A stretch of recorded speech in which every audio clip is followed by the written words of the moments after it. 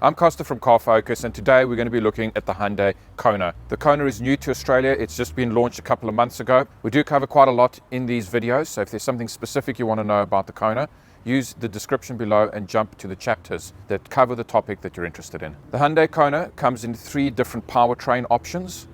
And in addition to the 3 different powertrain options, it also comes in 2 different trim levels. Those trim levels can also be optioned up with one pack called the N-Line pack. The N-Line pack is only available on the 1.6 litre GDI turbo. And what that means is that you put it all together, you've actually got 10 different versions of the Hyundai Kona to choose from. The one we've got here today is the 1.6 litre turbo in the premium spec with an N-Line pack.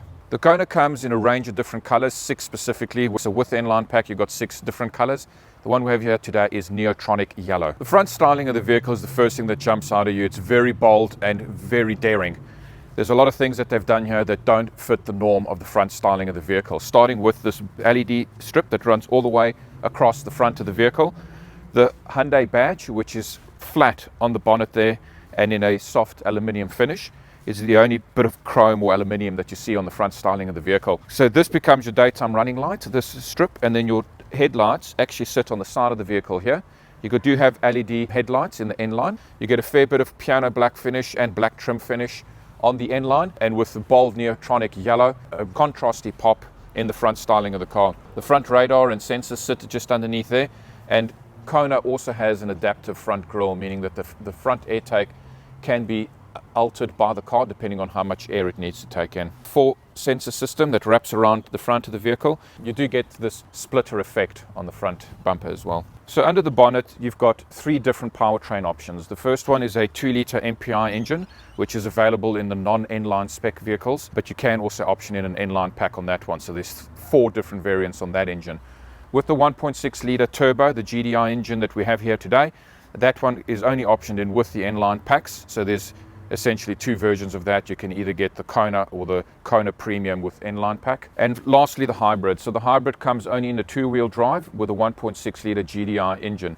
Now the interesting part about the 3 different powertrains is they're all matted to a different transmission. The 2 litre MPI engine is matted to a CVT gearbox. The 1.6 litre turbo GDI is matted to an 8-speed automatic gearbox, and the hybrid has got a dual clutch transmission. So 3 different transmissions to choose from. All right, so looking under the bonnet, you've got your 1.6 turbo GDI engine producing 141 kilowatts, and everything else is pretty much what you'd expect it to be. Your fluid bottles, air intakes, batteries, fuse boxes, all very neat and tidy, all easily accessible. On the side of the vehicle, the first thing that jumps out at me is all the different lines. It's got so many styling lines running through it, and you're either going to love it or you're going to hate it. It is incredibly busy, and it tries to make the car look like it's moving all the time. Has it succeeded? I'll let you decide. On the front here, you get the 19-inch wheels. That's on the N-Lines only. Without the N-Line pack, it comes with an 18-inch alloy. You get the N-Line badge as well over here in 3 different colors, stylishly situated on the side. The piano black mirrors on the N-Line. A lot of the N-Line spec you'll find as we go through the video are actually styling cues and trim and look focused. You've got the indicators on the side here, very nice and thin, in keeping with all the thin lines and cuts that you see all over this vehicle. You've got your proximity key with color-coded door handles. All the way around the windows here, everything's blacked out. The center pillars are blacked out. The finish around here is all blacked out. The one thing that you'll notice is the distinct lack of any kind of chrome on this vehicle. Altogether, it comes together really nicely, and you get a contrast between the color and the black trim. Privacy glass on the back window for the N-Line that we have here today. And then all the lines come together and meet up with this rear spoiler finished in black here. It's actually a dual spoiler. It doesn't meet at the back, so it's actually 2 different pieces, and it's got little braces running all the way through it, as well as the dolphin fin aerial. So looking at the back of the vehicle, situated just between the 2 rear spoilers is the high-mounted stoplight, stylishly positioned just there down the middle of the vehicle. This light that runs all the way across the back is in keeping with the styling of the front of the vehicles. You've got the Kona badging that sits prominently at the back with the Hyundai badge just above it over there. You got your rear park sensors, which are situated in the bodywork of the car, which is an unusual placement, but I'm sure that they work efficiently just as well. But you've also got some mounted inside the bumper just there. At the back here, you've got an imitation splitter. You've got your dual aluminium tipped exhaust sitting just there, and underneath here is your rear view camera. 1.6 litre turbo badging just there. Inside the boot of the vehicle, it does have a pretty big boot. You've got that load area at the bottom that's modulated, and if you look underneath here, you've got your spare wheel, which is a space saver. This has got two advantages in the way that they've designed the Kona. The first is that this base can actually be lowered, and it's got two different settings. So you can bring it in lower like that and give yourself full access to all the load space that's available to you with that space saver. But what it does also mean is that if you do have to change the full size spare wheel, you've got somewhere to put it, and you can simply lift this, bring it back out, slots it into the higher setting, and accommodate the full size spare wheel while also getting a flat loading area. It's got lots of little tie-dye points at the back here, so 2 on either side here. It's also got little hooks, 4 of them in total running through there. You've also got a 60-40 split on the rear seats, so you simply lift this lever over here and push them forward, and you get a flat loading area.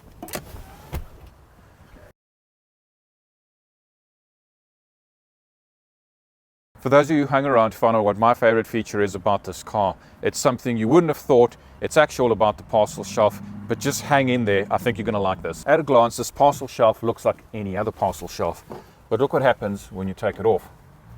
It removes this way and it unclips that way. Again, all pretty standard. But then if you cleverly slide it just through there, and it does take a little bit to get it right, but it's worth it when you do, you bring it down, you slot it into these lower little sections that are available for it, just there, and then you actually clip it in place like that, and you slide it back and it hooks into those left and right. And once that's all done, this is completely fixed, won't go anywhere, won't rattle around while you're driving, and it's completely packed away, so you don't have to leave it behind in the garage. Alright, so looking at the back of the vehicle, it's got this velour finish to it, so it's not all leather all the way through, so this gives it a much warmer, more comfortable feel. It is also slightly perforated so that it doesn't have that flat look to it. It's also got this red stitching which is running all the way around there, very understated and not a lot of it, but there is a hint of it running through the vehicle. You've got these little net mat pockets that are stretchy on the back, driver's and passenger side. You've also got rear air vents for the rear passengers, as well as 2 USB-C charge points and a small little storage compartment at the bottom there for the rear passengers. Your armrest is well positioned with 2 cup holders over there. And all the other basics things, 3-point seat belts, ISOFIX, all the stuff you'd expect to find in the back of a vehicle. Alright, looking at the seats, they've got the same velour finish all the way through here with a little bit of leather and artificial leather. In fact, the brochure specifically says that they might have used real leather, some artificial leather, and all sorts of different bits and pieces of material through the cabin of the vehicle. It all comes together really nicely. I love this red stripe running down the back of the seat here, as well as the N-line logo just there. And they've also done this very clever little tag over here where normally it would have an airbag tag, and they've actually put Alcantara on there, so just to let us know that this is Alcantara leather, as well as the little airbag logo. I like it. It's stylish. It actually fits in really nicely with this little side scuff plate as well that's checkered and that runs through there, as well as the manual seats over here for front passenger and driver. It's got the glove box that sits just there, nice and big. It's also got this little storage space running over there with little grids so that things don't roll around, and a stylish red line that runs all the way across the front dash and all the way across there and into the direction. On the driver's door, you've got all your electric window controls, your central locking, and your electrically controlled mirrors, as well as the folding mirrors. This is your electric park brake, so you can activate and deactivate electric park brake there. You've got your height adjustable headlights, your ESP on and off, and your hill descent assist control. Air vents stylishly in there, and this what looks like a speaker. On the inline, you've got the Bose sound system. This controller is unique to the Kona, and I haven't seen another car. It behaves like a third stalk that sticks out here, and it's actually your gear selector. When you switch off the car, you just hit this P button there and it puts the car into park. The steering wheel is worth mentioning, and for the very obvious reason. Can you guess what it is? That's right, there's no Hyundai logo anywhere on the steering wheel. Very unusual. First time I've ever seen a manufacturer not put their logo on the steering wheel. In fact, they're making a statement, because the only badge they've put on here is the N badge, and it is a badge that Hyundai is driving very hard and is really wanting to build presence and understanding around that little logo. And what they've done here is that's the only one they've put on there. Very interesting choice. Looking at the rest of the steering wheel, you have your cruise control settings here, and lane keep assist and all the usual suspects on the left hand side, and on the right hand side we've got trip computer, phone, audio settings, and voice command. Adjustment, you've got height and reach adjustment, and you've also got just at the top of the steering wheel there your driver awareness sensors. So this little guy is constantly monitoring the driver to make sure that you're paying attention to the road and you're staying alert and staying aware. The feel of the steering wheel, it's a nice solid feel with this red stitching running through there, and also it's got these little indentation here, so a very sporty feel. Nice. It's also got the paddle shifters just behind there. Starting it up, you've got your 2 digital displays. You've got your rev counter on the right, speedometer on the left, and in the middle you've got your smart cruise control, and it shows you where the position of the car is. You've also got your gear lever position over there, so as you change gears you do get that little rolling screen that comes up and tells you what gear you're in, and park engaged. You've got speed sign recognition, and the speed sign recognition can also be set to the smart cruise control, so it becomes intelligent and it's always altering your speed according to whatever the traffic sign recognition system says is going on. This is your center screen controller, tire pressure system. This is your all-wheel drive system. As you're driving, it will tell you which wheel is actually driving. All-wheel drive is available in the 1.6 liter. Your trip computer settings, tire pressure monitors, and all-wheel drive system. That seems to be what we're scrolling through there. And you can also flick over to your smart cruise control. So moving from the 12.3 inch screen in the center, you've got another 12.3 inch screen over here that becomes your center control screen. And if we hit the home button, it starts off just there. So there you got your radio settings, phone, once you've connected a phone. Phone projection means Apple CarPlay and Android Auto. Once you pair those, it projects. Your calendar and your valet mode are all linked to what Hyundai calls Blue Link. Blue Link is a new app that they've come up with that allows you to link with your car. So you download the app, you register your car to your app, and then all of a sudden you can share calendars, you can go into valet mode, and there's a lot of other things. You can start the car, you can locate the car. It even syncs your navigation system for you and just basically creates a link between you and your vehicle, which I think for certain aspects, Hyundai can also access it to do software updates and that kind of thing on the car for you. Looking at these menus, that can also scroll across here. You've also got vehicle diagnostics, notifications, your online manual, and your settings. All of these buttons you can press and hold and shift them around. So if you want them to be positioned somewhere else, you can just move them and put them where you want them. Your online manual, so if here you actually scan a QR code, so the online manual is actually on the internet, and there's just a QR code there that lets you access it from your smartphone. So by the looks of things, it doesn't actually sit in the car. You've also got at the top here this little menu button, and you've got profile settings. I like this. You can actually set up different profiles of drivers. So you can have guest driver, you can change drivers, you can add drivers. Once you come in here, you can select who's driving the car, and it will set up your settings the way you like them, radio stations, all of those kinds of things. I like the touchscreen. It's very intuitive, it's very quick, and what I like the most about it is that it's pretty simple and straightforward. It's not, a lot of them can sometimes be overwhelming and overload you with information. This one seems to be well organized. Once you shift it into reverse, this one is fitted with a reverse camera. So they call it surround view monitor, camera included, so it gives you a 3D surround view function. Initially when I read it, I thought that it meant that it had 360-degree view cameras, but it isn't. I think what it does is using this little icon there, using the front sensors, the rear sensors, and the rear camera, it builds a 3D understanding or awareness of the vehicle, which you can then use to help you park. So the reverse camera's got 3 different views. It's got a full wide-angled view, looking straight back. It's got your parking view, which gives you the park lines, which are also dynamic as you turn your steering wheel. And then you've also got your top-down look in case you ever want to hitch a trailer. Just below the display, you've got your 2 air vents with that same red line that runs through there. They've chosen to go analog, a lot of analog switches going on here on the front dash. I quite like it. They haven't overused digital. They've also actually swept this analog control panel slightly towards the driver. You might not be able to see it in the video, but when you sit in the car, it's definitely angled this way.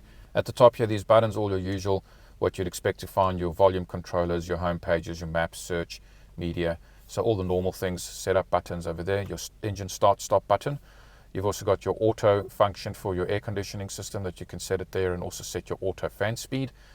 Air recirculation buttons, dual climate control for driver and front passenger just there with your aircon control sitting in this little LCD screen there, as well as your on, off, rear and front demister buttons, all situated just there. Center console section over here, this is your wireless charging indicator. So when you've got a phone that can wirelessly charge and it's sitting in there, that lights up once it's, there we go, once it's properly positioned and charging. Just there you've got a USB-C charge point, and then over here you've got another USB-C charge point.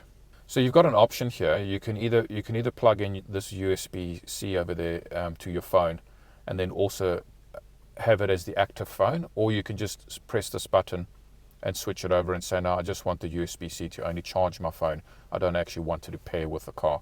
Just there, you got this button to activate your reverse and park cameras. This is to activate your park sensors, and this is your auto hold button. It's strange because they've moved the handbrake, electric handbrake, to this side, but they've left the auto hold over here. Normally those two buttons are close together. This is your drive mode button. And you could either go drive or terrain. So in drive, you get 3 different modes. You get eco, normal, and sport. And if you go into terrain mode, you get snow, mud, and sand. So altogether, it's got 6 different drive modes. Looking at the center console at first glance, it looks pretty simple, but it's actually very cleverly designed to make the most practical use of the space. So you can have the cup holders in the retracted position so that you got access to all the space. If you want one cup holder, you just press that button, that pops out, and you got one cup holder with a spring-loaded little tooth there to hold your cup in place. And when you don't need it, you just lock it away and clip it away. If you need both, you just press both, and there's both your cup holders. So really clever use of space, and always making sure that you've got the best use of it. Moving to the back here, you've also got this little divide that breaks up this space to that space. So this can be removed as well to give you even more loading space, as well as this little cup here can also be removed. And then all of a sudden you open up this entire area here, and you can actually end up loading a very big item in there. So very clever use of space, cleverly modulated. And if you do want to divide it, you just put this divider back in place there and breaks up the 2 storage compartments. And then to make space of all this height, you just use this little tray, slot him in there, and then you've got more use of the height. And your armrest, which clips down just like that. The key is definitely worth a mention. If you have a look at it, it's just this silver Hyundai logo basically. So it looks like they took the Hyundai logo off the steering wheel and put it onto the key. There's the Hyundai running through there, and the Hyundai oval. And then you've got your lock and unlock button. You've also got your hold to start button.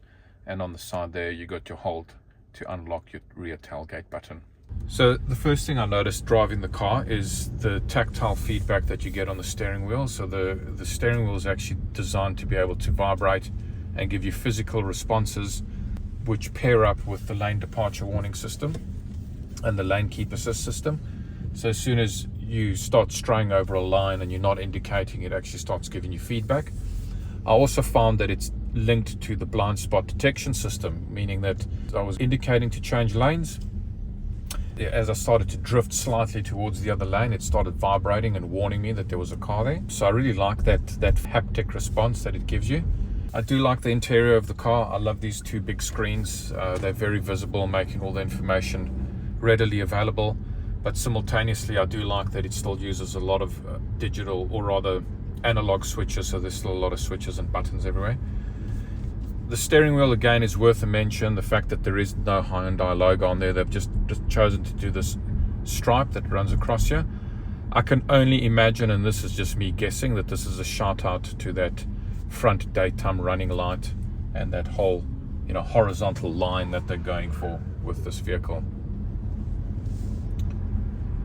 Markets and competitors. So this is a very active segment of the market, the small SUV segment.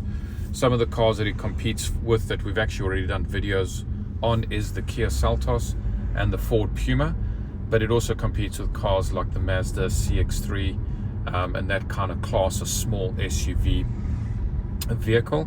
So it is a very busy segment of the market, a lot to choose from, and worth doing your homework and watching some more of the videos that we've done on those competitors. Target market for small SUVs, they're definitely up and coming. People that have never really owned an SUV before, coming out of small hatchbacks or even coming out of traditional sedans. This type of small SUVs is a good place to start your ownership journey of a car like this. They are more versatile and a little bit more practical for day-to-day use, just because they are that little bit bigger than hatchbacks and sedans. They also give you that slightly higher seating position, which makes you feel a little bit safer when driving them. It's also got this SOS button over here that if you press it, it actually calls Hyundai Roadside Assist here in Australia, and somebody will come out and give you a hand if you get stuck somewhere. That's our walkthrough on the Hyundai Kona. I hope you enjoyed it. If you want to hang around and watch some of the other videos on its main competitors in the Australian market, have a look at those. Thank you for watching. Don't forget to subscribe and like this video. and tell us what else you'd like to see on Car Focus.